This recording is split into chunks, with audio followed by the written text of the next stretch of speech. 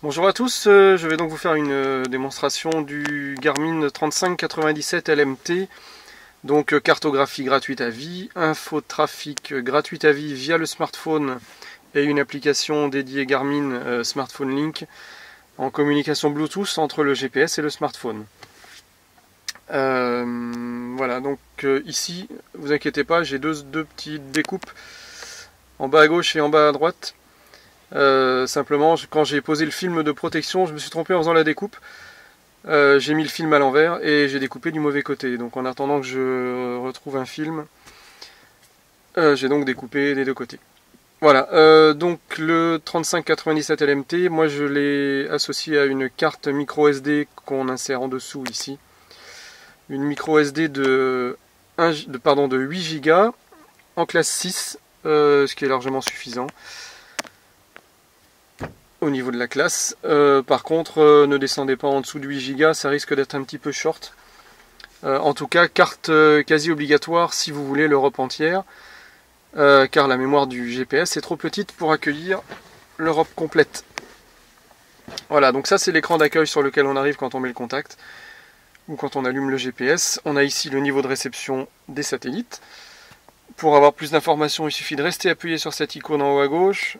Et là, on a donc les numéros des satellites et la puissance de réception, la précision de la position en mètres, la vitesse si on roule, l'altitude et le petit schéma avec les satellites. Et ici, les coordonnées GPS de la position actuelle. Puisqu'on est dans ces trucs-là, ici, vous avez l'icône batterie. Si vous restez appuyé dessus, vous accédez au menu caché.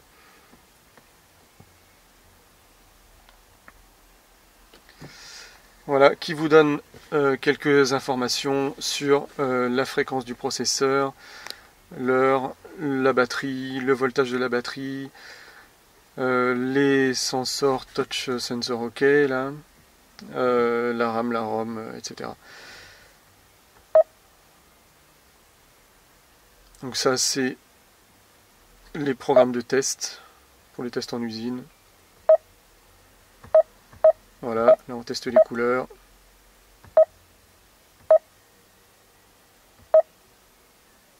Voilà, donc je fais retour pour quitter tout ça. Non, bah faire suivant alors. À vrai dire, je suis jamais allé jusqu'au bout.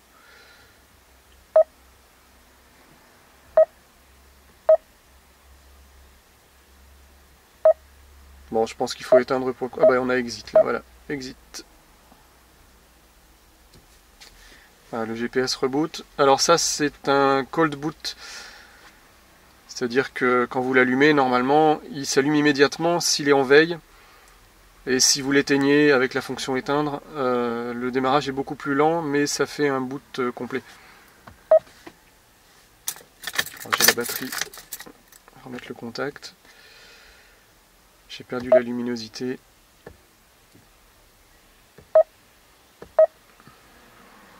Voilà. Donc sinon vous avez un autre menu caché, vous entrez dans volume, vous restez appuyé dans le coin supérieur droit, qui vous donne accès à d'autres menus, notamment un menu intéressant, c'est le MTP Settings, qui vous permet de choisir le mode de détection du GPS quand vous le branchez sur votre PC, soit en mode MTP, soit en storage de masse. Moi je préfère le storage de masse qui est plus pratique. Voilà. Alors je sais pas pourquoi il me change la luminosité à chaque fois là.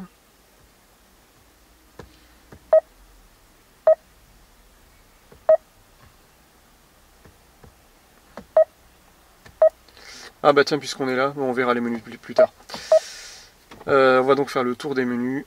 Donc là ici on a les paramètres. Ah, j'ai oublié de vous montrer, ça c'est l'icône de réception du SmartLink, du Smartphone Link, pardon. Ça veut dire que là sur mon smartphone avec lequel je suis en train d'enregistrer la vidéo, j'ai lancé l'application Smartphone Link et elle est connectée en Bluetooth avec le GPS qui me permet de recevoir les infotrafics. Et d'autres informations comme la météo et des petites choses qui ne servent pas à grand chose. Là, l'icône téléphone, ça veut dire que mon smartphone est également connecté en main libre. Et l'icône Bluetooth activée. Alors je vais faire une pause, je vais essayer de régler ce problème de luminosité et je reviens. Ok, je suis donc de retour. Le problème de luminosité, c'était simplement ma prise allume-cigare qui avait un faux contact. Donc il considérait que je le débranchais à chaque fois. Donc on va regarder les menus. Le menu paramètres. Ici, c'est du blabla, on vous explique les mises à jour, comment ça se passe. Les mises à jour se font sur le PC, mises à jour de carte et de logiciel. Ici, on définit les préférences de carte. On peut choisir l'icône du véhicule. Moi, j'ai choisi la petite flèche triangulaire. Vous pouvez choisir une voiture ou d'autres choses. L'affichage de la carte en 3D comme ceci. Nord en haut en 2D. Ou la direction vers le haut. Moi, je préfère le 3D. Les détails de la carte, on peut choisir d'en avoir plus ou moins. En réglant sur plus, ça marche très bien, le processeur est performant. Thème de la carte, alors moi j'ai choisi Navigon, qui est dans la liste là. Le thème par défaut, c'était France. Voilà. Ça c'est le thème par défaut. Le problème du thème par défaut, c'est que les routes nationales et autoroutes ont la même couleur. Bon là j'ai pas d'autoroute là. Où est-ce qu'elle est l'autoroute? Ah, coup de téléphone, on reprend plus tard. Donc désolé pour la petite coupure, nous revoici donc dans les couleurs de carte. Donc je disais que la carte France, les routes et autoroutes sont plus ou moins de la même couleur. Donc j'ai choisi le thème Navigon, où on a l'autoroute en bleu et les routes nationales en jaune. Voilà. Ensuite on peut ajouter des outils à la carte. Alors ces outils là s'affichent en fait en dessous de la navigation. Ça s'affiche là. Voilà, quand on appuie sur le petit bouton menu, là, qui se trouve en bas à droite, on a accès à quelques fonctions.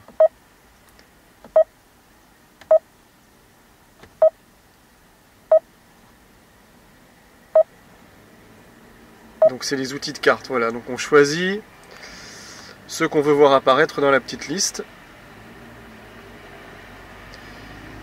Donc le bouton arrêter, c'est pour arrêter la navigation. Le bouton détour, c'est pour activer un détour, c'est-à-dire éviter une route en navigation.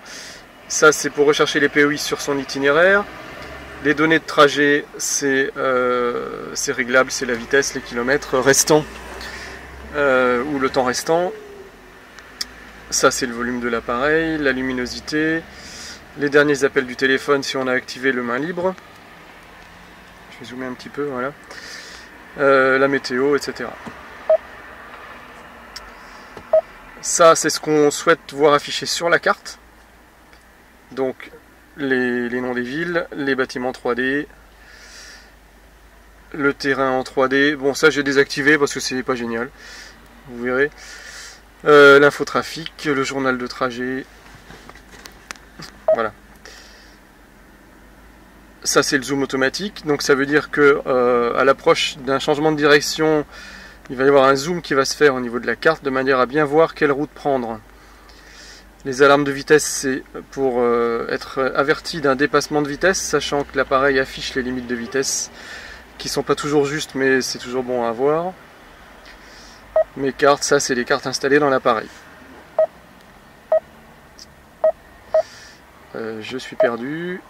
On en était là, on a fait carte et véhicule. Dans le menu navigation, on a la méthode de calcul. On a le choix entre le plus court, la distance la plus courte, pardon, le temps le plus court, donc le plus rapide, la distance la plus courte, le plus économique ou à vol d'oiseau. Les contournements systématiques. Donc si on coche demi-tour, ça veut dire qu'on demande au GPS de ne pas nous demander de faire de demi-tour en cas de route qu'on a ratée. Donc ça veut dire qu'il vous fera prendre d'autres routes, donc tourner à droite un peu plus loin et revenir en arrière par d'autres routes plutôt que de faire un demi-tour. Il ne faut surtout pas cocher autoroute parce que autoroute c'est des routes à grande vitesse, c'est pas vraiment les autoroutes payantes. Donc si vous voulez éviter les péages, il faut cocher uniquement route à péage. Il ne faut jamais cocher autoroute, sinon vous allez vous balader sur les départementales. Les ferries, moi j'ai coché parce que ça ne me concerne pas. Les voies de covoiturage, je les ai décochées parce que j'ai cru à un moment donné qu'il me faisait éviter des grands axes, sans raison. Donc j'ai décoché. Les routes sans revêtement, j'ai coché pour éviter de me retrouver dans des chemins de terre, ce qui malgré tout peut arriver quand même. Il m'est arrivé de devoir tourner dans un chemin de terre et m'apercevoir que en fait ça menait à rien. Les contournements perso, ça c'est si vous voulez ajouter une zone particulière où vous voulez jamais passer, ou une route particulière à éviter. Donc par exemple pour une route, il va falloir sur la carte chercher la route, cliquer sur la route, point de départ de la route, et ensuite un autre point. Là je suis toujours sur le point de départ, ensuite il faut faire suivant, voilà, et ensuite la destination finale, voilà. Donc là, je lui ai dit de ne jamais emprunter cette portion-là.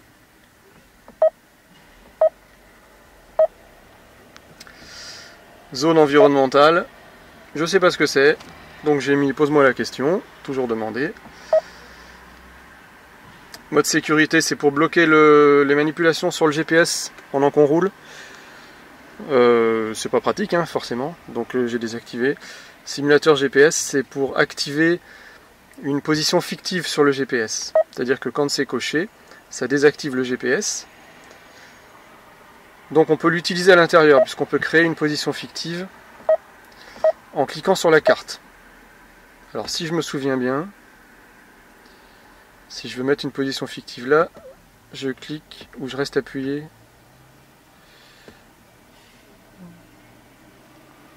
Ouais, bon, je sais plus comment on fait.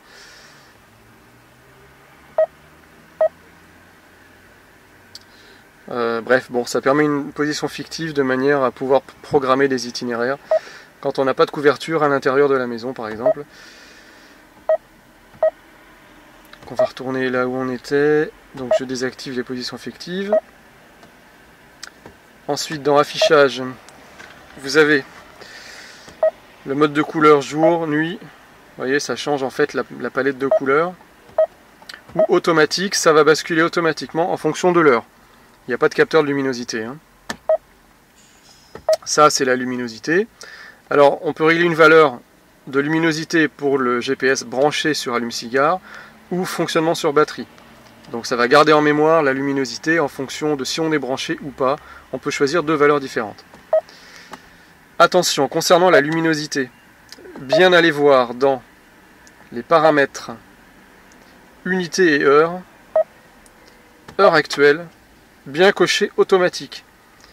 Il y a un bug, si vous ne cochez pas automatique, au bout d'un certain temps, qui peut aller d'une minute à 10 minutes, c'est aléatoire, le GPS va passer en luminosité 20%. Ne me demandez pas pourquoi, ça m'est arrivé tout à l'heure, c'est le problème que j'ai eu en début de cette vidéo, où je ne comprenais pas pourquoi la luminosité baissait toute seule, je pensais que c'était ma prise d'allume-cigare. En fait, c'est ça, j'avais par erreur touché à ça. Comme c'est tactile, une fois le GPS était allumé, je l'ai manipulé en le mettant dans la poche. Et il s'était désactivé. Donc bien vérifier que l'heure est positionnée sur automatique. L'heure sera réglée à partir des satellites. Je reviens sur le menu où on était, c'est-à-dire l'affichage. Donc la luminosité, la couleur. La temporisation, ça c'est pour que le GPS s'arrête au bout d'un certain temps d'inactivité. Donc si par exemple vous travaillez sur batterie, vous vous garez, la position GPS ne va pas bouger pendant 5 minutes, le GPS va se couper. D'ailleurs c'est expliqué normalement ici. Vous voyez, vous avez un petit bouton d'aide en haut à droite là. Tempo d'affichage permet de définir la durée d'inactivité avant que l'appareil ne passe en veille.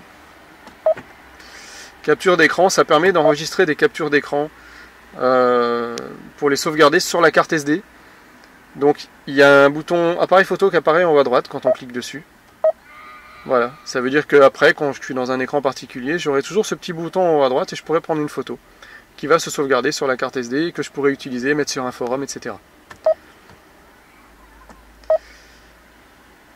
On a fini avec affichage. Le Bluetooth, c'est avec ça qu'on va pouvoir faire la connexion avec le smartphone, que ce soit pour le main libre ou l'application Smartphone Link.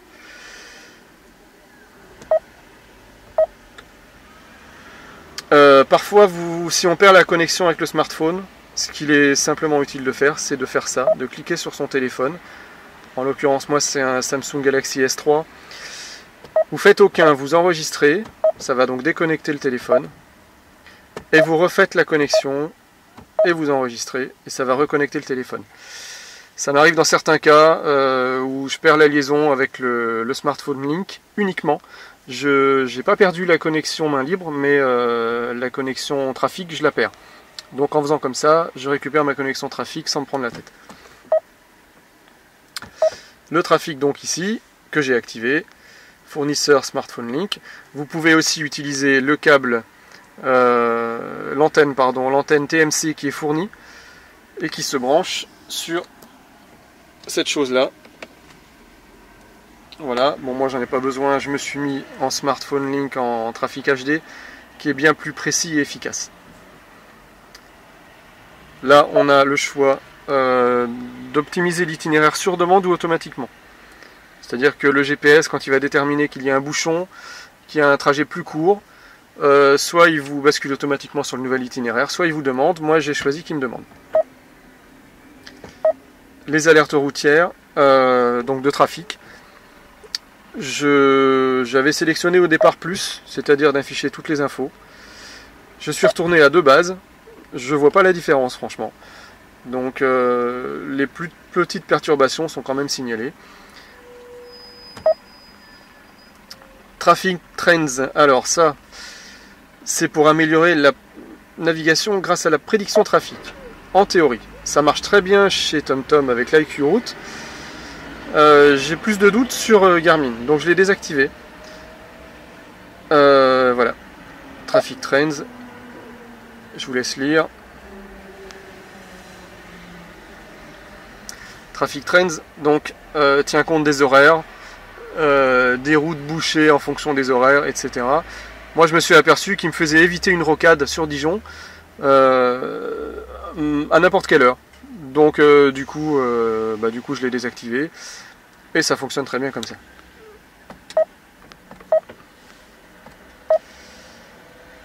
Unité mesure, donc on était tout à l'heure dans le réglage de l'heure, bien laissé sur automatique. Le format d'heure 24 heures ou 12 heures, ça c'est pour les anglais, nous en français on met 24 heures. Les kilomètres, c'est toujours mieux que les miles. Le format de la position, là on a le choix, on choisit ce qu'on veut.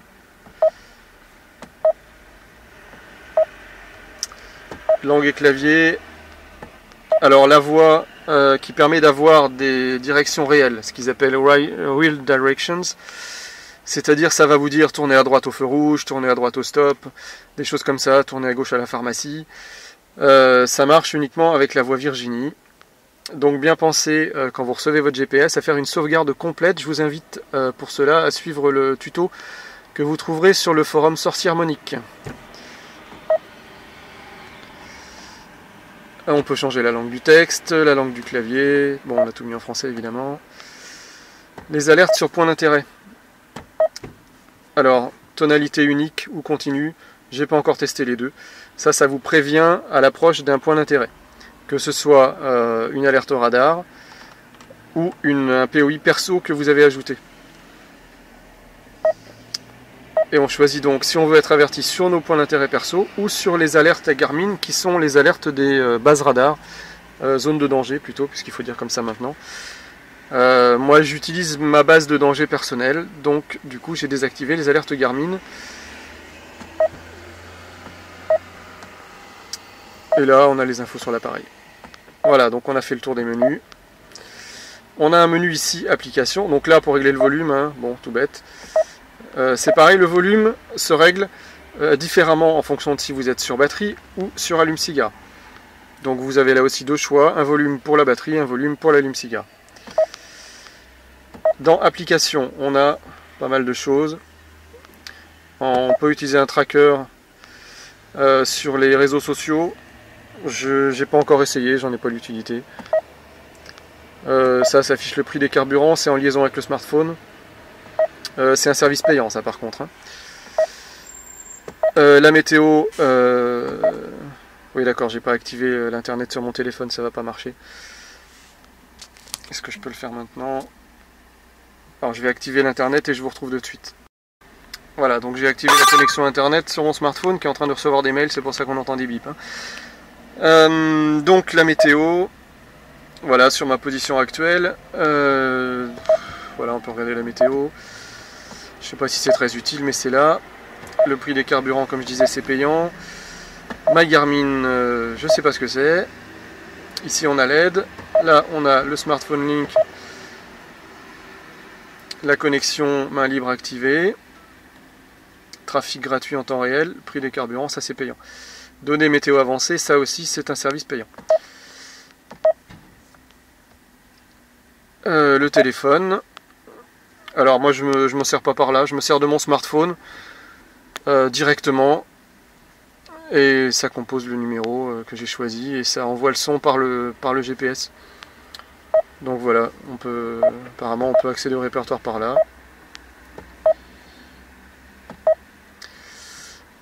On peut composer à partir de là. Bon, moi j'utilise pas là, je préfère passer par le smartphone. Écoroute, ça c'est un truc, visiblement, apparemment, faut pas l'activer. Hein. Ça vous demande le profil de votre véhicule, quel type de carburant vous utilisez, combien vous consommez sur autoroute, sur route nationale. Et après, ça vous permet de vous faire circuler sur des trajets économiques. Sauf qu'a priori, d'après ce que j'ai compris, ça pourrait perturber un peu la navigation. Donc, à ne pas activer. La commande vocale, ça c'est pour personnaliser la commande qui permet d'activer la commande vocale. Donc par défaut, l'activation se fait... Ah bah évidemment, j'ai parlé, j'ai dit commande vocale, ça c'est activé. Voilà, l'activation se fait en prononçant le mot que vous voyez à l'écran et que je ne vais pas dire. Ou plutôt si, tiens, je vais le dire, ça va vous faire une petite démonstration. Commande vocale. Voilà, donc là je peux chercher ce que je veux. Si je veux aller sur une destination récente, je dis destination. Voilà, bah évidemment, il m'a entendu.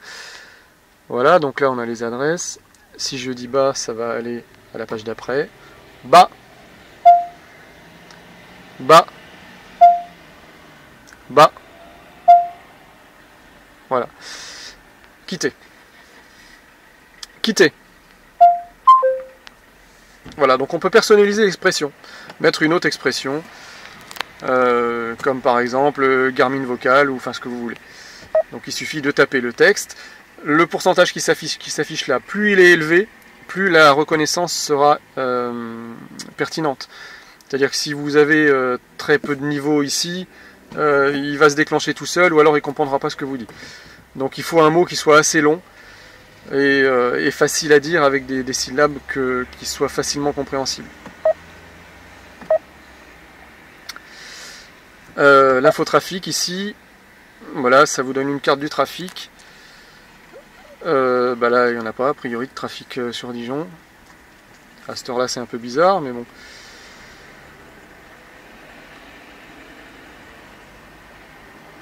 Alors, je sais pas dans quel rayon il va rechercher les infotrafics. Je crois que c'est autour de notre position, hein, ça va pas très très loin, sauf si on a planifié un itinéraire. D'ailleurs, peut-être qu'il faut planifier un itinéraire pour voir le trafic sur cet écran.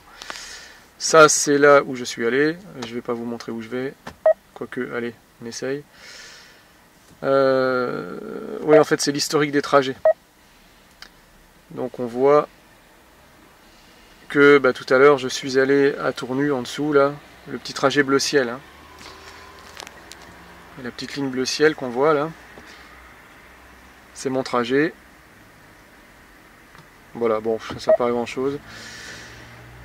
Le dernier parking où j'étais, voilà, bah ça c'est là où je suis garé tout de suite. C'est pour retrouver sa voiture, ça, quand vous vous garez quelque part. Vous allez visiter une ville inconnue, vous partez à pied, mettez le GPS dans la poche, et là vous avez la position du dernier arrêt. Planificateur de trajet, là, ça c'est quand vous avez créé un trajet. Il vous affiche le trajet. Bon là j'en ai pas. Il vous affiche ça c'est des trajets que j'ai créés. Hein. C'est des trajets que j'ai créés, que j'ai sauvegardés. Donc on va créer un trajet. Où aller? On va chercher une adresse. On saisit la ville. Alors on va mettre Nancy par exemple. Nancy, Meurthe-et-Moselle. Un numéro de rue. Alors les rues à Nancy, je les connais pas, on va essayer de mettre Liberté, peut-être que ça existe. Libération, voilà. Allez, là ça calcule. Donc je suis environ à 2 heures de Nancy, là, par autoroute, ou 1h30. Ce qui fait à peu près 200 km. Donc vous voyez, ça a calculé quand même assez rapidement. Prenez la prochaine route. Là on voit qu'on a une infotrafic. Je suis sur l'itinéraire le plus rapide. Je clique là pour savoir quelle est l'infotrafic. Je vois qu'il y a un ralentissement à cet endroit-là. Je dézoome un peu pour avoir plus de vue. Voilà, c'est juste après mon départ. Voilà, j'ai un petit bouchon par là. Alors il faut savoir qu'il affiche souvent des petits ralentissements. Là on a 200 mètres. C'est pas réellement des ralentissements. Hein. C'est parce qu'il y a quelqu'un qui est passé par là qui roulait pas vite. Et voilà.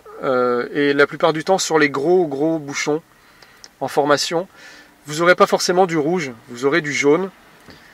Et du jaune par exemple, il affichera ici inférieur à 5 minutes de retard. Si vous voyez que vous avez 3-4 minutes de retard, inquiétez-vous. C'est peut-être un ralentissement qui commence à devenir important.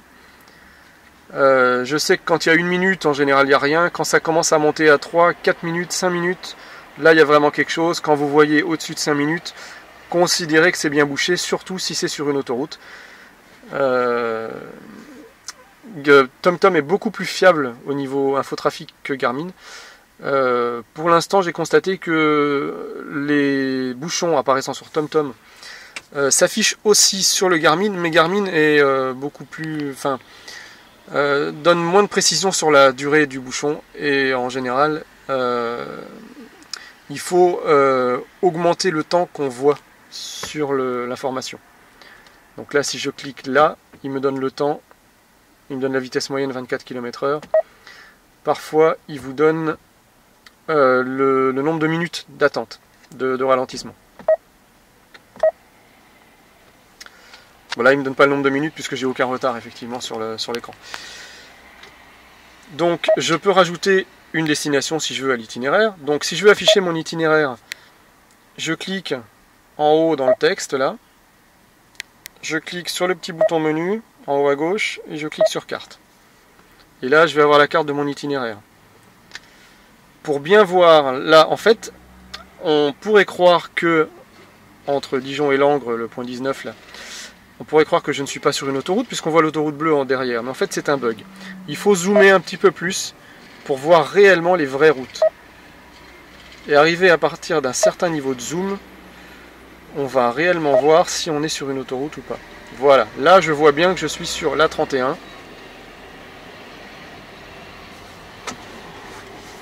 Alors j'ai l'impression qu'il y a des petits problèmes de luminosité quand je pointe là.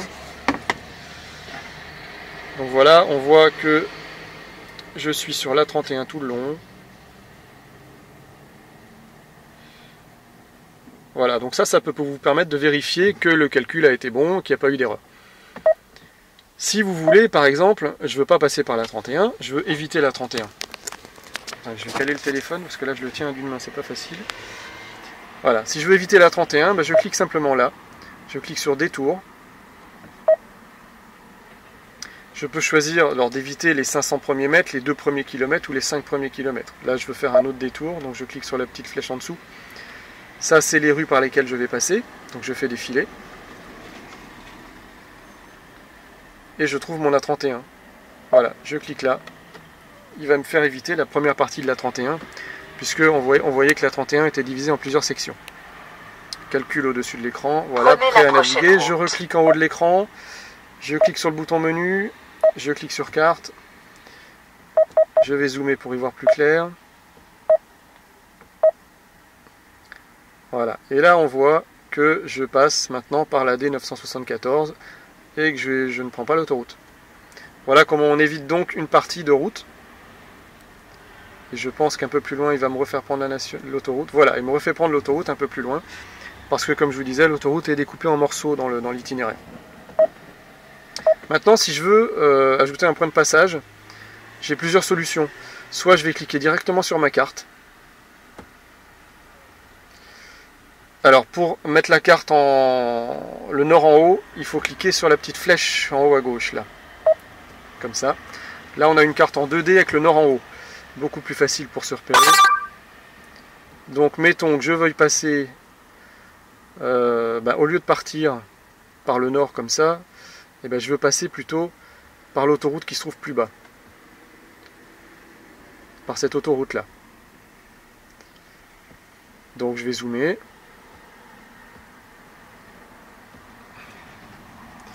Je vais poser mon point. On attend un petit peu, voilà. Je fais aller en bas à droite. Alors soit je veux remplacer l'itinéraire par ce nouvel itinéraire avec ce point que je viens de positionner, soit je l'ajoute à l'itinéraire. Donc là je vais l'ajouter. Donc là je peux changer l'ordre. A39 c'est le point que je viens de poser. Ça c'est ma destination. Mettons que je veux aller d'abord à Nancy et ensuite revenir sur le point A39, je fais simplement glisser. Voilà. Donc là, il va calculer.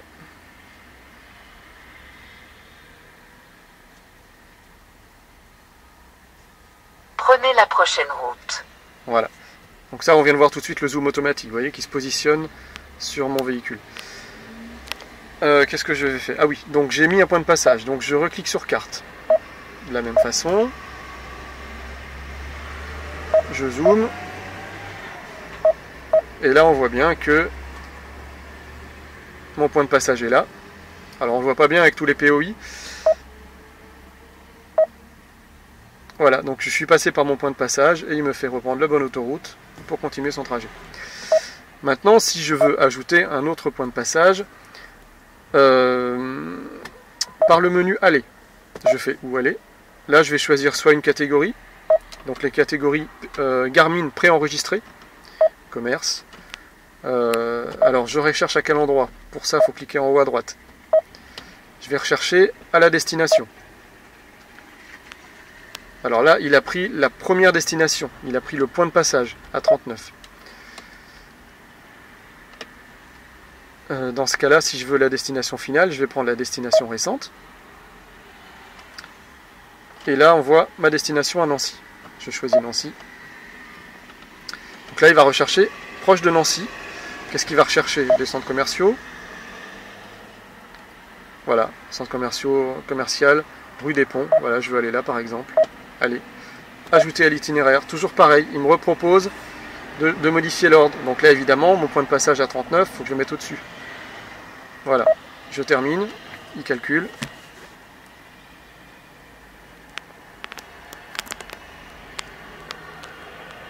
Prenez la prochaine route. Voilà, donc là, j'ai ajouté mon point de passage. Là, on peut donc maintenant, dans Applications, retrouver dans Planificateur de trajet, mon trajet non enregistré que je viens de créer actuellement. Je clique dessus. Et là, donc je pars de là. Je passe par la 39. Je vais au centre commercial. Et j'arrive à Nancy. Je peux modifier en cliquant dans le menu à gauche. Modifier les destinations. Là, pareil que tout à l'heure, je peux modifier l'ordre. Ou je peux les supprimer en cliquant sur la poubelle. Ah, ça, c'est rien. C'est la voiture qui s'est mise en économie d'énergie.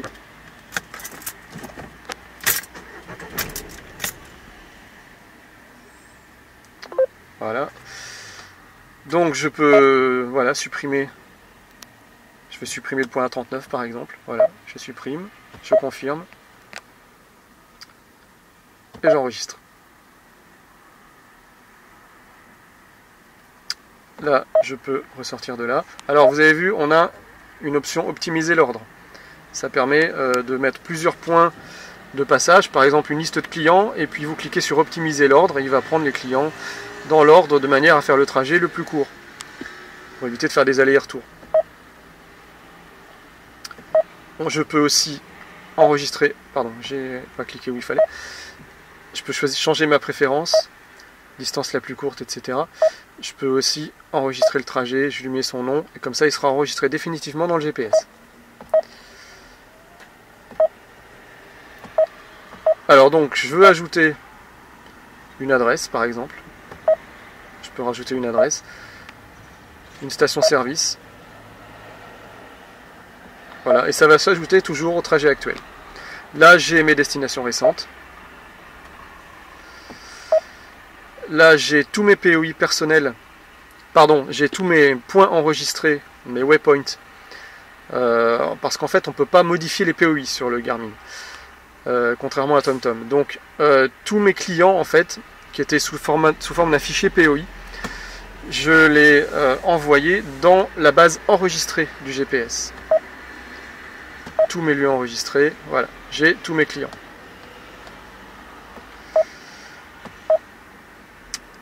Dans catégorie, je retrouve mes POI personnels que j'ai pu injecter, qui se trouvent à la fin de la liste. Voilà, point d'intérêt perso. J'ai ajouté les McDo, j'ai ajouté les stations Total Access, les Total officielles, GPS Passion, c'est les radars. TomTom Even, c'est des radars. J'ai ajouté Quick, des parkings GR, ça c'est pour ma carte professionnelle. Voilà, ça c'est mes points d'accès. Voilà, Intermarché, clac, j'ai la liste des Intermarchés. Voilà, ça c'est ce que j'ai intégré dans mon GPS avec POI Loader. Si vous ne comprenez pas les choses, vous allez voir sur le forum Sorcier Harmonique. Vous trouverez toutes les explications pour les logiciels à utiliser pour le Garmin. Parce que s'il y a des gens qui viennent de TomTom, vous serez un petit peu perdu, ce qui était mon cas au début. Et on trouve beaucoup d'aide sur ce forum qui est très très bien fait. Voilà, qu'est-ce que je pourrais montrer d'autre? Donc pour naviguer, on clique sur afficher la carte. Ici, on a un enregistreur de trajet, trajet A, nombre de kilomètres, etc. Trajet B, vitesse maxi, etc. Voilà. Bon, moi je m'en sers pas. Ici, on peut afficher différentes choses. La température, l'heure d'arrivée, arriver dans combien de minutes. Voilà, on peut afficher donc ce qu'on veut dans cette case-là. Et on peut aussi afficher les données trajet, ici. On peut afficher des données. On peut les modifier, ces données. Il suffit de cliquer dessus et d'en choisir une autre. Voilà, moyenne totale, temps d'arrêt, etc. On peut afficher dans les trois cases ce qu'on veut. Donc moi j'ai choisi d'afficher la distance à la destination finale, le temps d'arrivée à la destination finale, la distance à la première étape et le temps d'arrivée à la première étape. Si je veux mon temps d'arrivée à la destination finale, il suffit juste que je clique là et je l'ai ici, heure d'arrivée. Heure d'arrivée finale, on ne peut malheureusement pas l'afficher dans cette colonne. Voilà, qu'est-ce que j'ai oublié? Donc là on a la température qui s'affiche, c'est la température extérieure. Il n'y a pas de capteur de température dans le Garmin, c'est simplement une liaison avec Smartphone Link qui prend les coordonnées météo, les infos météo en fait, et les affiche là. Donc on voit avec la voiture que c'est pas tout à fait la même température.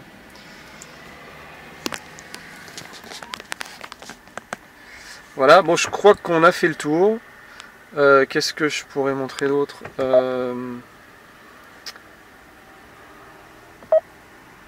La navigation, bon ça c'est pour arrêter le trajet en cours. Alors attention, quand vous faites plusieurs fois retour, une fois de trop, vous effacez votre trajet. Alors là pour le refaire c'est simple, hein, je l'efface. Je fais où aller, destination récente, et je retrouve tout de suite mon centre commercial, mon A39 et ma destination Nancy. Donc ça va très très vite pour les refaire puisque ça conserve les destinations récentes. On va mettre une destination. Ah oui, là ce que je vous ai pas montré. Je vais aller. Prenez la prochaine route. Je vais aller là. Commencer un nouvel itinéraire. Non, c'est pas ce que je voulais faire. Je recommence. Où aller? Récent. Nancy. Prenez la prochaine route. On peut avoir des informations sur la destination. Une prévisu de la carte qu'on peut modifier avec l'écartement des doigts ou plus moins. Ici on n'a rien. On peut aussi cliquer sur itinéraire. Ça propose, je vais faire commencer un nouvel itinéraire. Ça propose plusieurs options d'itinéraire. Je trouve pas que ce soit très pertinent. En général, la meilleure option c'est la plus courte et la plus rapide. Donc là, on va voir ce qu'il propose pour un trajet de 200 km par autoroute. Voilà, alors là, il me propose donc par autoroute, arrivé 19h04. Ça, c'est entièrement par la nationale. 197 km, c'est plus court par la nationale, mais il faut compter 1h30 de plus. Voilà, donc c'est pas très intéressant, je trouve. Plus intéressant à la limite, c'est plus de choisir le trajet normal et de faire un détour. Et de choisir sa portion de route à éviter.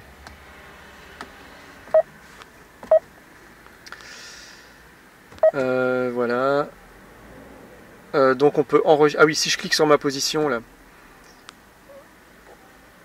je vais cliquer directement sur l'icône de la voiture en fait, le petit triangle. Tac. J'ai raté. Voilà. Ça affiche l'endroit où je suis avec les coordonnées GPS, l'adresse. Je peux enregistrer ça, donc ça va se retrouver enregistré dans les éléments enregistrés qu'on trouve ici, dans la liste d'enregistrés, celle où moi j'ai intégré mes listes de clients. Si on clique sur un autre point de la carte, ça ouvre la carte en 3D. Si vous voulez passer en 2D, c'est là. Voilà, après on peut sélectionner un point. On attend un petit peu pour qu'il affiche. Voilà.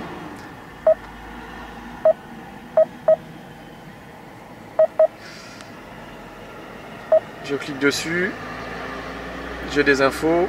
Et je peux éventuellement encore, en cliquant sur le bouton menu, l'enregistrer, si je veux. Voilà. Je crois que c'est tout pour... Oh là, déjà 21 minutes. Donc... Voilà, je pense que vous y verrez plus clair. Moi, j'aurais bien aimé trouver une vidéo de ce type avant d'acheter le Garmin 3597. J'en ai pas trouvé sur YouTube, j'ai pas trouvé des choses comme ça. Ce qu'on trouve, c'est des vidéos en allemand, on voit pas forcément grand chose. Là, j'ai essayé de vous faire un petit peu le tour du propriétaire. Je pense que j'ai rien oublié, il doit y avoir quelques subtilités que j'ai dû rater, mais on a vu le plus gros. Ah si, sur mon itinéraire, c'est intéressant. Et ça peut se programmer. Moi j'ai choisi ici de programmer ce bouton là en recherche de station totale.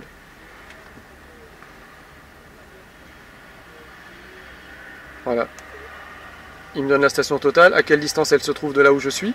Si elle se trouve à ma droite, à ma gauche. Donc il suffit de cliquer dessus. Une petite info pour voir où c'est. Et on peut y aller. Donc pour modifier ce bouton, simplement, je vais cliquer dessus. Je vais faire une recherche. Donc là je remets la même. Je fais rechercher.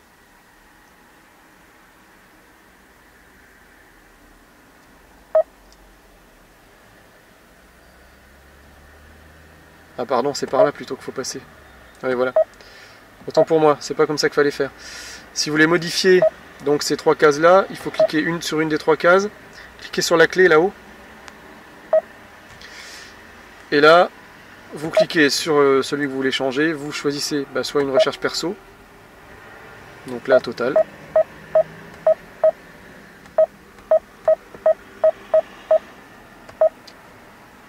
Vous choisissez votre icône. Donc là j'avais pris l'icône station service. Voilà. Et vous enregistrez. Voilà, ça permet de modifier une de ces trois cases là, de faire une recherche personnelle. Là moi j'ai mis les McDo sur celle-là. Voilà. Quoi d'autre? La météo, bon on a vu tout à l'heure. Hein. Ça donne la météo sur la position actuelle.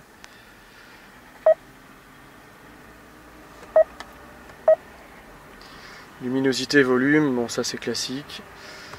Le trafic, on a toujours le petit ralentissement là. Tiens, je vais essayer de faire un trafic vers Paris, de faire une destination à Paris, voir ce que ça donne. Là il y a beaucoup de trafic sur A6 actuellement, donc on va faire une commande vocale. Recherche adresse. Alors à Paris, qu'est-ce que je peux trouver comme nom de rue? Alors évidemment il écoute ce que je dis, on va quitter. On va aller place de l'Étoile à Paris, donc commande vocale. Rechercher adresse. place de l'Étoile, Paris. Rond-point de l'Étoile, Paris.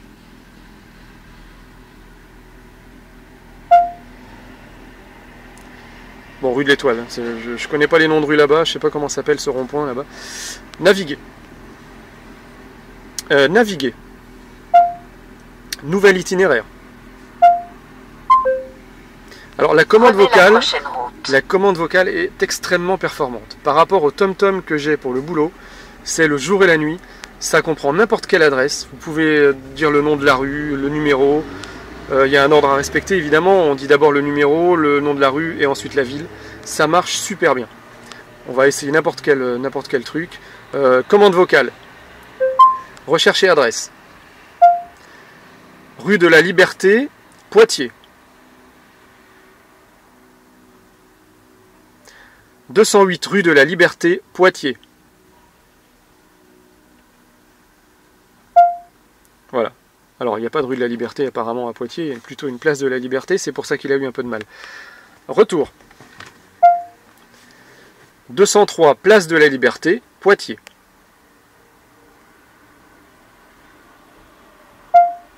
Voilà. Et là, je dis simplement le chiffre pour y aller. 1. Retour. 1.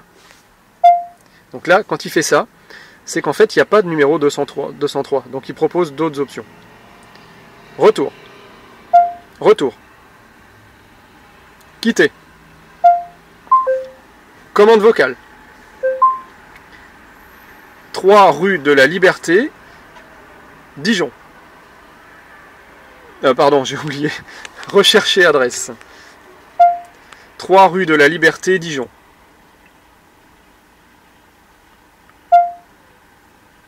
Voilà, là on a l'adresse. Retour.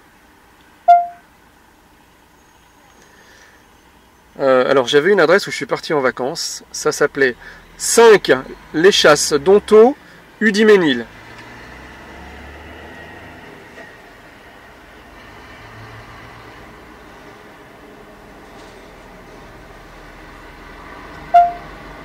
Alors il n'a pas compris le numéro. Donc on va refaire, à mon avis c'est parce que je parlais en même temps. Retour. 5 Les Chasses d'Ontaut, Udimesnil. Voilà. 1. Pardon. Ah, faut pas tousser en même temps. Retour. O.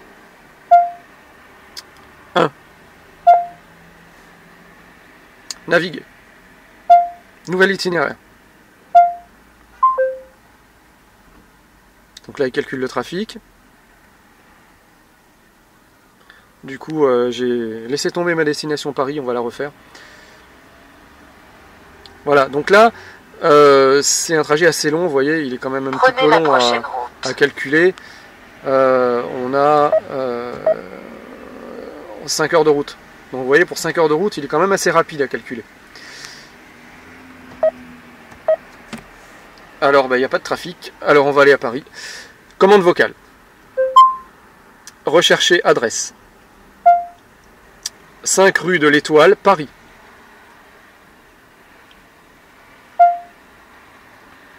Naviguer.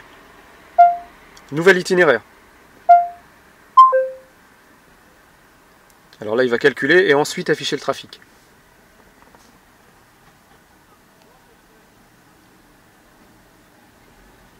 Prenez la prochaine route. Alors visiblement, il n'y a pas de trafic. C'est étonnant parce que, comme je vous le disais, c'est retour de vacances aujourd'hui. Ça doit pas être vert jusqu'au bout. Hein. Donc il y a un souci à mon avis là. Alors soit il regarde le trafic mais qu'à une certaine distance, il va pas le regarder très très loin.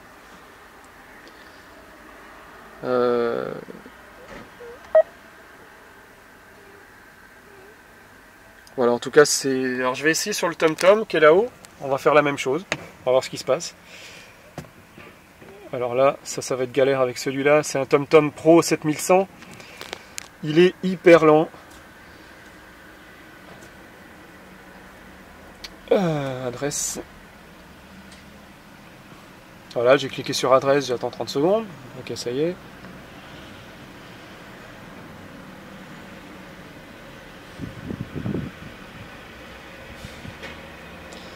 Enfin, je vais mettre Paris centre-ville, hein, c'est pareil. Ça m'évitera de galérer avec le TomTom, là, la saisie.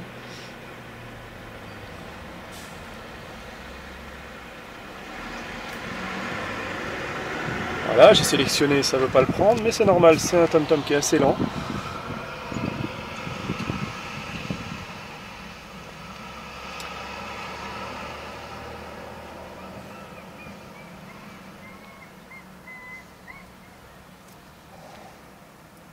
Alors, bah, effectivement, ouais, il n'y a pas de trafic. J'ai juste 3 minutes de retard.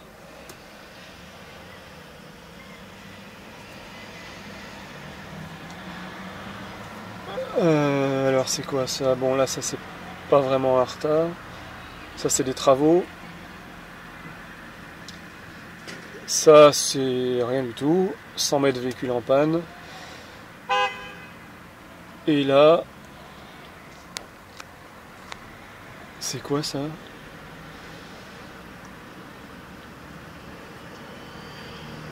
Voilà, c'est pareil, c'est pas... Ah si, on voit, en fait c'est bouchonné entre Beaune et Pouilly là. Et c'est juste ce petit morceau de bouchon qui signale ce que n'a pas signalé apparemment le Garmin. Alors par contre ce qu'on peut faire c'est faire passer le Garmin par Beaune. On va le faire passer par là. Donc ce que je fais, je vais aller pointer sur la carte. On va passer par l'autoroute qui est bouchée vers Beaune là.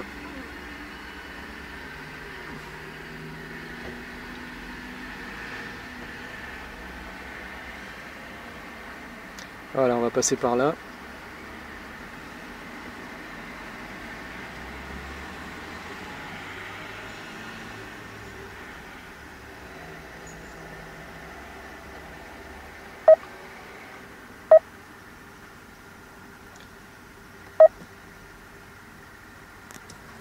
Là, je pense qu'il va me trouver un petit trafic, ce serait pas mal.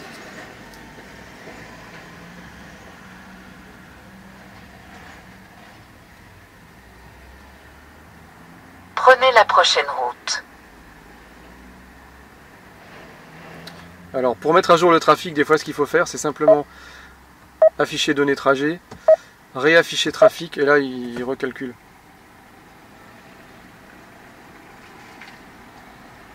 Bon bah non, bah pour lui il n'y a pas de trafic. Alors je connais pas les densités de trafic affichées par le TomTom là. Peut-être que c'était pas très important et que du coup... je sais qu'il y a une limitation à 110 au lieu de 130 qui a été mise là pour les retours de vacances. J'ai vu ça tout à l'heure en passant vers Beaune.